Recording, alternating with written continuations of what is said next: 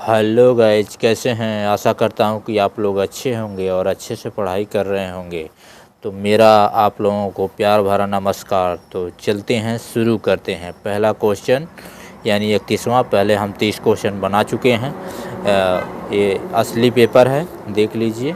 पश्चिम बंगाल में पूछा गया था, तो 30 क्वेश्चन हो गया था। 31वें से अभी स्टार्ट करते हैं। तो आज का पहला ही होगा। तो अमीर खुसरो का वास्तविक नाम क्या था? अब्दुल हसन, या हसन अमीर, या अब्दुल खुसरो, या अब्दुल बिस्मिल्लाह खां। तो इसका राइट आंसर कौन सा हो जाएगा? तो आप लोग सोचिए। तो इसका राइट आंसर हो जाएगा अब्दुल हसन। तो थोड़ा पेन, हाँ। अब चलते हैं 32वें क्वेश्चन की तरफ।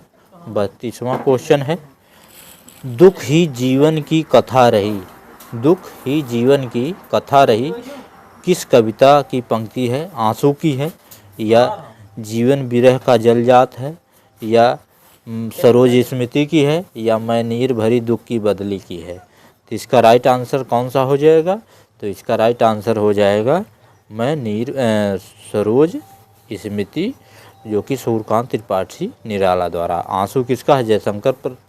जयशंकर प्रसाद का हो जाएगा। जीवन विरह का जलजात, यह महादेवी वर्मा का। अब मैं नीर भरी दुख की बदली, यह भी महादेवी वर्मा की रचना हो जाएगी। अब चलते हैं 33वें क्वेश्चन की तरफ। 33वां क्वेश्चन है, निराला रचित काव्य संग्रह है। तो निराला ने कौन सा काव्य संग्रह, निराला का कौन सा काव्य संग्रह है? करुणालय है, या वाणी है, या अर्चना है, या युगपथ है। तो इसका राइट आंसर कौन सा हो जाएगा निराला का? तो इसका राइट आंसर हो जाएगा अर्चना। ठीक है। और करुणालय जयशंकर प्रसाद का है, वाणी सुमित्रानंदन पंत, युगपथ सुमित्रानंदन पंत, वाणी सुमित्रानंदन पंत, और करुणालय जयशंकर प्रसाद का। अब चलते हैं 34वें क्वेश्चन की तरफ। और हाँ, आप लोगों से हमारा एक ही निवेदन है कि आप लोग प्लीज़ चैनल को सब्सक्राइब ज़रूर कर दिया करो, क्योंकि देखिए चैनल पे हमारे जो है सब्सक्राइबर बहुत कम हैं। तो कुछ आप लोग मदद करेंगे, हम आप लोगों के लिए देखिए कितनी मेहनत करके जो है पेपर लाते रहते हैं। तो आप लोगों का यह कर्तव्य है, बनता है कि आप लोग सब्सक्राइब लाइक ज़रूर कर दिया करो। ठीक है। और अगर मान लीजिए और कैसा लगा वीडियो ये भी बता देना। ठीक है। और आप लोग देखिए कि आप लोगों का 30 क्वेश्चन जो है इसमें से कितना सही हो रहा है। ठीक है। तो चलते हैं। कीर्ति पताका में किस राजा के जीवन पर आधारित है? कीर्ति पताका किस राजा के जीवन पर आधारित है? कीर्ति पताका जो है विद्यापति का है। यह किसकी है, किस राजा पर है? तो कीर्ति सिंह की, या शिव सिंह, या जय सिंह, या वीर सिंह। तो इसका राइट आंसर हो जाएगा शिव सिंह। ठीक है। क्योंकि कीर्तिलता में कीर्ति सिंह की है और कीर्ति पताका में शिव सिंह की है। ठीक है। अब चलते हैं 35वें क्वेश्चन की तरफ। 35वां क्वेश्चन है, क्या स्त्री होना कोई पाप है? यह पंक्ति किस लेखक का नाम है, यानी किस लेखक ने अपने नाटकों में रचा गया है? तो इसका राइट आंसर कौन सा हो जाएगा? इसका राइट आंसर कौन सा हो जाएगा? प्रेमचंद, या रांगे राघव, या यशपाल, या जयशंकर प्रसाद। तो इसका राइट आंसर जो हो जाएगा जयशंकर प्रसाद। यह किस नाटक से है? तो ध्रुव स्वामी नाटक से है। और इन्होंने कितने नाटक लिखे थे? पहला इनका नाटक है सज्जन, फिर कल्याणी पढ़ ले 1912, फिर करुणालय है, फिर करुणालय भी 1912, प्रायश्चित जो है 1913, राजश्री 1915, विशाख 1931, अजातशत्रु 1922, जन्मेजय का नागयक 1926, कामना 1927, स्कंदगुप्त 1928। आप लोग इसे याद कर लीजिए। ठीक है। तो यह जयशंकर प्रसाद के ध्रुव स्वामी से लिया गया है। क्या स्त्री होना कोई पाप है? यह ध्रुव स्वामी कहती है, ध्रुव स्वामी का ये कथन है। ठीक है। अब चलते हैं 36वां क्वेश्चन की तरफ। 36वां क्वेश्चन है, लीजा किस कहानी की पात्र है? लीजा किस कहानी की पात्र है? राजनीति का बंटवारा, या गबन, या कुटुज, या तमस। तो इसका राइट आंसर कौन सा हो जाएगा? लीजा जो है तमस की पात्र है और किसकी पत्नी है? रिचर्ड्स की पत्नी है। रिचर्ड्स की पत्नी। हाँ, एक बात बता दें, इसमें कौन कौन से पात्र रहते हैं? नत्थू है, बख्शी जी हैं, और मास्टर रामदास हैं, और हकीम जी हैं, सरदार जी हैं, रिचर्ड है और लीजा है। ठीक है, और राजो है। ठीक, अब यहाँ तक एक क्लियर हुआ। और चलते हैं अगले क्वेश्चन की तरफ। 37वां क्वेश्चन है, सराहपा की साधना पद्धति है। सराहपा सिद्ध जो सराहपा हैं उनकी साधना पद्धति कौन है? योग साधना, या कमल कुलिश साधना, या नीर क्षीर साधना, या अर्थकाम साधना। तो इसका राइट आंसर कौन सा हो जाएगा? तो इसका राइट आंसर हो जाएगा, सिद्ध जो थे उन लोगों की अर्थ काम साधना थी। नारी की कामनी की पूजा करते थे, मतलब साथ साथ रहने का जो है इनमें कोई भेदभाव नहीं था। फिर उनके बाद जो है गोरखनाथ हुए थे, तो उनमें जो है नारी का विरोध पूरी तरह से किया गया था। नारी को कामनी के रूप में दर्शाया गया था। ठीक है, और चलते हैं 38वें क्वेश्चन में। 38वां क्वेश्चन है, आधुनिक काल को गद्य काल नाम किसने दिया है? रामचंद्र शुक्ल, या मिश्र बंधु, या राम कुमार वर्मा, या गणपति चंद्र गुप्त ने। तो इसका राइट आंसर कौन सा हो जाएगा? तो इसका राइट आंसर हो जाएगा, आधुनिक काल को गद्य काल किसने दिया था? तो इसका राइट आंसर हो जाएगा रामचंद्र शुक्ल। और आधुनिक काल किसने कहा है? तो इसका राइट आंसर कौन सा हो जाएगा? आधुनिक काल राम कुमार वर्मा जी ने कहा था। अब चलते हैं 39वें क्वेश्चन की तरफ। 39वां क्वेश्चन है, 39वां, जिस गंभीर मधुर छाया में विश्व चित्रपट चल माया में। यह पंक्ति कहाँ से ली गई है? जिस गंभीर मधुर छाया में विश्व चित्रपट चल माया में, किस कवि की पंक्ति है? निराला की है, या पंत की है, या प्रसाद की है, या महादेवी वर्मा की। तो इसका राइट आंसर हो जाएगा, यह जयशंकर प्रसाद की है। ठीक, अब चलते हैं 40वें क्वेश्चन की तरफ। 40वां क्वेश्चन है, प्रकाशन वर्ष की दृष्टि से सही क्रम क्या होगा?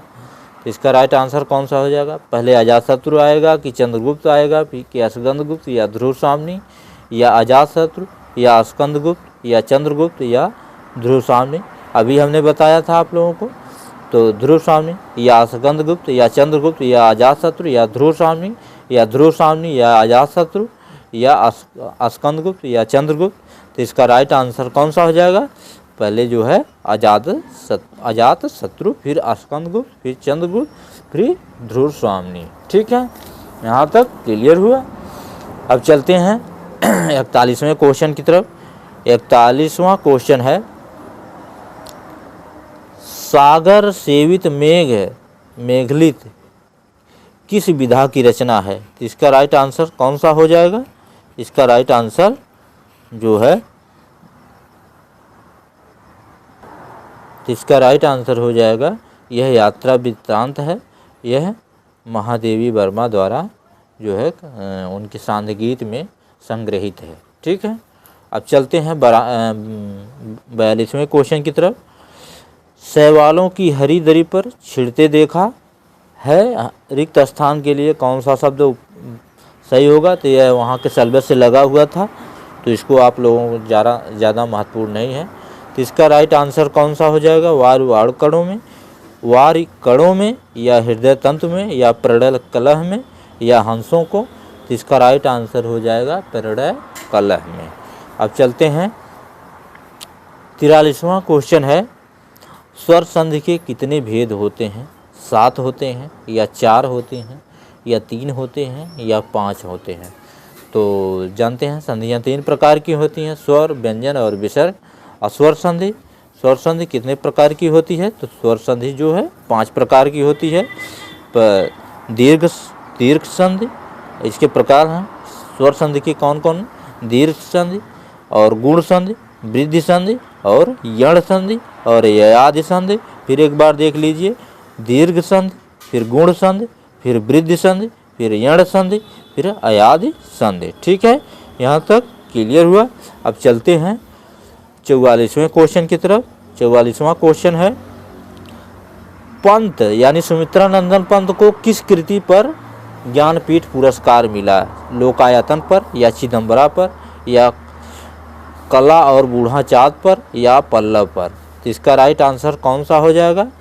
तो लोकायतन ये भी सुमित्रा नंदन पंत का है, कला और बूढ़ा चाँद ये भी पल्लव जो है ये भी पंत का है। इनको ज्ञानपीठ पुरस्कार किस पे मिला था? चिदम्बरा पर। तो ज्ञानपीठ पुरस्कार की ओर देख लेते हैं। ज्ञानपीठ पुरस्कार सबसे पहले 1968 में सुमित्रा नंदन पंत को मिला था। ठीक है, किस पे? चिदम्बरा पर। ठीक है, और फिर उसके बाद 1972 में रामधारी सिंह दिनकर को किस पे मिला था? 1972 में रामधारी सिंह दिनकर उर्वशी। फिर 1978 में सच्चिदानंद हीरानंद वात्स्यायन आज्ञे को कितनी नावों में कितनी बार? ठीक है, कितनी नावों में कितनी बार। फिर उसके बाद यामा पर महादेवी वर्मा को 1982 में मिला था, यामा पर महादेवी वर्मा को ज्ञानपीठ पुरस्कार। फिर उसके बाद संपूर्ण रचनाक्रम पर नरेश मेहता को 1992 में, निर्मल वर्मा को 1999 में संपूर्ण रचना पर, और फिर उसके बाद 2005 में कुंवर नारायण। फिर उसके बाद 2009 में त्रिलाल शुक्ल और अमरकांत को संयुक्त रूप से मिला था, और 2013 में केदारनाथ सिंह को मिला था, और 2017 में कृष्णा सोबती को मिला था, और 2024 में जो है करंट का हो जाएगा 59वां जो हो जाएगा विनोद कुमार शुक्ल को मिला था। और फिर उसके बाद अब की बार जो 2023 का जो 58वां है गुलजार कवि को मिला था। तो आप लोग इनको याद कर लीजिए। ठीक है, तो चलते हैं 45वें क्वेश्चन की तरफ।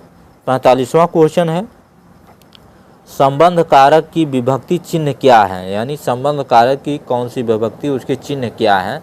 तो जैसे कर्ता ने कर्म को करट से के, तो उसी प्रकार संबंध का कौन सी विभक्ति हो जाएगी? मैं पर, या ने द्वारा, या हे अरे ओ, या का की के।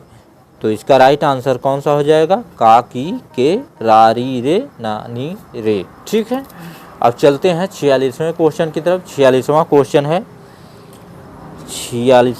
है भारतीय बकरी बिलाप जो है, बकरी बिलाप किसकी रचना है? तो इसका राइट आंसर कौन सा हो जाएगा? भारतेंद्र।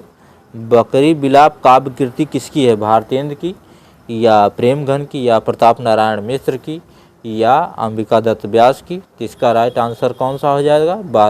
इसका राइट आंसर हो जाएगा भारतेंदु हरिश्चंद्र की बकरी बिलाप। और इनकी कौन सी कृतियां हैं? प्रेम मल्लिका जिसका प्रकाशन 1871, फिर प्रेम माधुरी है जिसका प्रकाशन 1875, फिर प्रेम सरोवर है, फिर वर्षा विनोद है, फिर विनय प्रेम पचासा है, फिर फूलों का गुच्छा है, फिर बकरी बिलाप है। ये सब कविताएं हैं। और एक बार फिर सुन लीजिए, प्रेम मल्लिका, प्रेम माधुरी, प्रेम सरोवर, वर्षा विनोद, प्रेम विनय पचासा, फूलों का गुच्छा और बकरी बिलाप आदि इनकी रचनाएं हैं। ठीक है, तो और जानते हैं इनके नाटक और सुधार, जैसे भारत दुर्दशा है, विजय वल्लरी है, विजय रिपनाष्टक, प्रात समीरन है। तो बहुत सी रचनाएं इन्होंने की हैं। तो चलते हैं 47वें क्वेश्चन की तरफ। तमस जो है, तमस के अंग्रेज कलेक्टर का नाम क्या था? तो क्लाइव, या ह्यूबर्ट, या कर्जन, या रिचर्ड। तमस जो उपन्यास है भीष्म साहनी का, उसमें जो है कौन कलेक्टर के पद पर था? तो क्लाइव था, या ह्यूबर्ट था, या कर्जन था, या रिचर्ड्स था। तो इसका राइट आंसर हो जाएगा रिचर्ड्स। ठीक है, यह कौन था? लीजा का पति था। अब 48वें क्वेश्चन की तरफ चलते हैं। 48वां क्वेश्चन है 48वां क्वेश्चन है, कुटुज किस प्रकार का निबंध है? ऐतिहासिक है, या सांस्कृतिक है, या ललित है, या मनोविश्लेषणात्मक है। तो इसका राइट आंसर कौन सा हो जाएगा? यह कुटुज जो है हजारी प्रसाद द्विवेदी का ललित निबंध है। कौन कौन से निबंधकार हैं ललित वाले? ललित निबंधकार हजारी प्रसाद द्विवेदी हैं, विद्यानिवास मिश्र हैं, कुबेरनाथ राय हैं, विवेकी राय हैं। हजारी प्रसाद द्विवेदी हैं, विद्यानिवास मिश्र हैं, विवेकी राय हैं और कुबेरनाथ, ठीक है, कुबेरनाथ राय हैं। अब चलते हैं 49वां क्वेश्चन है, जहाँ एक बार प्रेम ने वास किया हो, जहाँ एक बार प्रेम ने वास किया हो, जहाँ एक बार प्रेम ने वास किया हो, वहाँ उदासीनता और विराग चाहे पैदा हो जाए, हिंसा का भाव नहीं पैदा हो सकता। यह पंक्ति किस रचना से उद्धृत है? तमस से या आकाशदीप से या ध्रुव स्वामी से या गबन से? तो इसका राइट आंसर कौन सा हो जाएगा? इसका राइट आंसर हो जाएगा ध्रुव स्वामी, ठीक है। अब चलते हैं 50वें क्वेश्चन की तरफ। दीन्हे पलक कपाट सयानी पंक्ति का प्रयोग किसके संदर्भ में किया गया है? राधा के लिए या पद्मावती के लिए या मीराबाई के लिए? तो इसका राइट आंसर कौन सा हो जाएगा? इसका राइट आंसर हो जाएगा यह तुलसीदास द्वारा रचा गया है और यह सीता के माध्यम से इन्होंने कहलवाया है। अब चलते हैं 91वें क्वेश्चन की तरफ। तो 91वां क्वेश्चन है, इस काल इसको दे गया पल आंसुओं का हार। यह पंक्ति किसकी है? जयशंकर प्रसाद की है, निराला की है, महादेवी वर्मा की है या पंत की है? तो इसका राइट आंसर कौन सा हो जाएगा? इसका राइट आंसर हो जाएगा महादेवी वर्मा की। यह किस कृति से ली गई है? सब आंखों के आंसू उजले से ली गई है, सांदगीत में संग्रहित है, ठीक है, संकलित है, ठीक। अब चलते हैं 52वां क्वेश्चन है, निहाल किसका बेटा है? तो निहाल किसका बेटा है? दुल्लो का या डोडी का या मौनी का या गदल का? तो इसका राइट आंसर हो जाएगा जो गदल मुख्य भूमिका में रहती है, तो निहाल उसी का बेटा है, ठीक है। अब चलते हैं 53वां क्वेश्चन है, प्रतीक पत्रिका के संपादक कौन है? धर्मवीर भारती हैं या अज्ञे हैं या रघुवीर सहाय हैं या जगदीश गुप्त हैं? तो इसका राइट आंसर कौन सा हो जाएगा? प्रतीक जो है सच्चिदानंद हीरानंद वात्सायन अज्ञे का हो जाएगी पत्रिका। और 1943, 1951, 1959, 1979 चार प्रकाशन हुए थे। पहले प्रकाशन को तार सप्तक, फिर उसके बाद जो है दूसरे को दूसरा तार सप्तक, तीसरा सप्तक, इस प्रकार से कहा जाता है। तो इसके बारे में तो सभी लोग जानते ही हैं। और इन्होंने तार सप्तक के कवियों को राहों का अन्वेषी कहा था। अब नए उपमानों का प्रयोग इसमें हुआ था। अब चलते हैं 54वें क्वेश्चन की तरफ।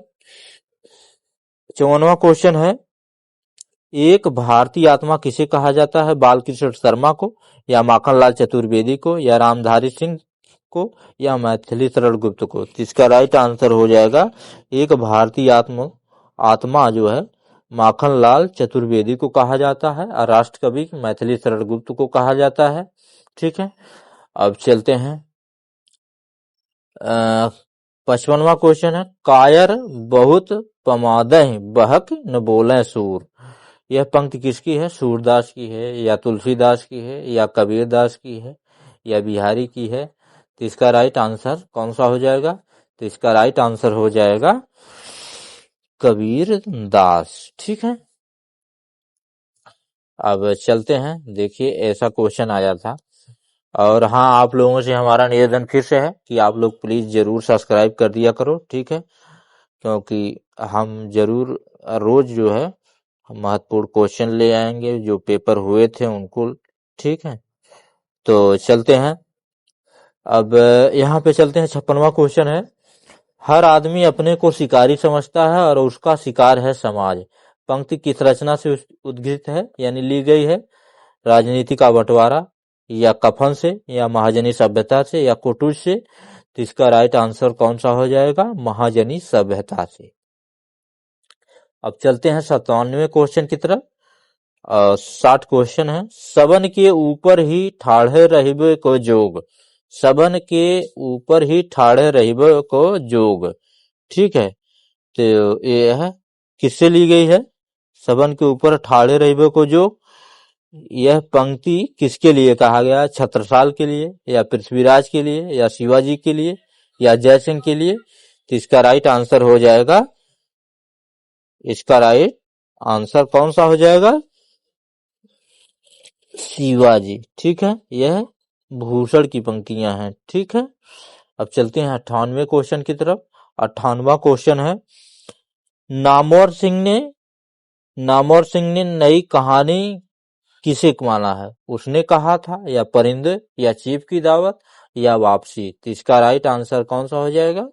नामवर सिंह ने परिंदे को, जो निर्मल वर्मा द्वारा रचित है, उसे जो है पहली कहानी माना है। उसने कहा था, किसकी कहानी है? चंद्रधर शर्मा गुलेरी।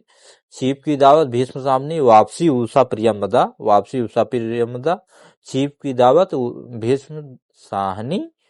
चीफ कहाँ का रहता है? आप लोग कमेंट में जरूर ये बताना, चीफ किसे कहा गया है और वो कहाँ का रहने वाला था? और उसने कहा चंद्रधर शर्मा गुलेरी। अब चलते हैं 59वें क्वेश्चन की तरफ। पृथ्वीराज रासो को सर्वथा अप्रमाणिक कौन मानता था? तो श्याम सुंदर दास, या बूलर, या सुनीता कुमार चटर्जी, या हजारी प्रसाद द्विवेदी? तो इसका राइट आंसर कौन सा हो जाएगा? पृथ्वीराज को सर्वथा अप्रमाणिक मानने वाला कौन विद्वान था? तो बूलर थे। तो उनको अप्रमाणिक कौन कौन विद्वान मानते थे, हम आप लोगों के ये बता देते हैं। आचार्य रामचंद्र शुक्ल हैं, गौरी शंकर हीराचंद्र ओझा हैं, कविराज श्यामल दास हैं, फिर मुंशी देवी प्रसाद हैं, और फिर डॉक्टर रामकुमार वर्मा और बूलर हैं। और कविराज श्यामल दास हैं, मुंशी देवी प्रसाद हैं, और फिर आचार्य रामचंद्र शुक्ल हैं, गौरी शंकर हीराचंद्र ओझा हैं। ठीक है, और उनको जो है पृथ्वीराज रासो को प्रमाणिक मानने वाले कौन से विद्वान हैं? मिश्र बंधु हैं, कर्नल टाड हैं, श्याम सुंदर दास हैं, और मोहनलाल विष्णुलाल पांड्या हैं, अगरचंद नाहटा हैं, अयोध्या सिंह उपाध्याय हरिऔध हैं, और पाश्चात्य विद्वान जॉर्ज ग्रियर्सन भी हैं। उनको जो है रहस्यवाद, इसको विद्यापति के पंक्तियों को उन्होंने रहस्यवादी पहले ग्रियर्सन ने माना था। तो यहाँ पे देख लीजिए, प्रमाणिक मानने वाले मिश्र बंधु, कर्नल टाड, श्याम सुंदर दास, मोहनलाल विष्णुलाल पांड्या, अगरचंद नाहटा, अयोध्या सिंह उपाध्याय हरिऔध और जॉर्ज ग्रियर्सन है। ठीक है, तो इसका राइट आंसर इस अप्रमाणिक मानता था तो यही बूलर हैं। और इसको अर्ध प्रमाणिक मानने वाले कौन कौन विद्वान थे?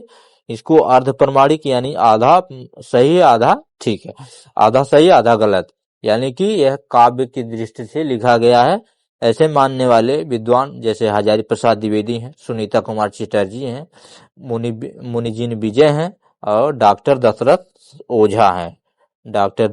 ओझा हैं, मुनिजीन विजय हैं, सुनीता कुमार चटर्जी हैं, आचार्य हजारी प्रसाद द्विवेदी हैं। ठीक है, अब चलते हैं 60वें क्वेश्चन की तरफ। झूठा सच उपन्यास का प्रकाशन वर्ष है 1957 या 1958 या 1959 या 1960? तो झूठा सच उपन्यास का प्रकाशन वर्ष कब है? तो इसका प्रकाशन वर्ष वतन और देश 1958 और देश का भविष्य 1960 में प्रकाशित हुआ था। यह उपन्यास में कौन कौन से पात्र, एक क्वेश्चन यहाँ बनता है, कौन कौन से पात्र हैं? तारा हैं, जयदेव हैं, कनक हैं, गिल हैं और सोमदेव शामिल हैं। यह 1947 की जो है त्रासदी की घटना पर आधारित है। झूठा सच किसका उपन्यास है? यशपाल की है। ठीक है, पहला प्रकाशन वतन और देश 1958 और फिर देश का भविष्य 1960 में प्रकाशित हुआ था। तो यहाँ तक ये वीडियो समाप्त हुआ। अगला वीडियो देखने के लिए और आप लोग सब्सक्राइब लाइक जरूर कर दीजिए। यहाँ तक वीडियो देखने के लिए आप लोगों का बहुत बहुत धन्यवाद।